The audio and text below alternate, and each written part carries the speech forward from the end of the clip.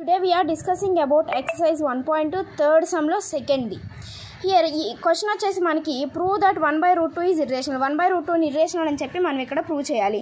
అంటే మనం ఫస్ట్ దాన్ని irrational కాదు అని అనుకోవాలి. Let us assume that 1/√2 is not irrational. irrational కాదు అంటే అది ఖచ్చితంగా rational అవుతుంది కాబట్టి therefore 1/√2 is rational. Now we take that 1/√2 is equals to a by b అని తీసుకున్నాం, where a and b are co-primes and b is not equals to 0. ఇక్కడ మనం 1/√2 is equals to a by b ని cross multiplication చేస్తున్నాం. అప్పుడు 1 into b is equals to √2 into a అవుతుంది. So 1 into b అంటే మనకి b is equals to √2 into a అంటే √2a. Now that implies చేసుకుంటే √2a is equals to b గా రాసుకోవచ్చు. So √2 is equals to b by a అనేది ఇక్కడ multiply చేస్తుంది కాబట్టి ఇటు వస్తే డివైడ్ చేస్తుంది మనకి.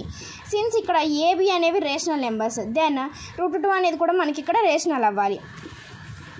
But this కాంట్రాడిక్ట్స్ that √2 is irrational. నిజానికి √2 అనేది మనకి ఇర్రేషనల్, అది మారదు కాబట్టి so our assumption is wrong. ఇక్కడ LHS అనేది ఇర్రేషనల్ అయితే RHS కూడా కంపల్సరీగా ఇర్రేషనల్ అవుతుంది.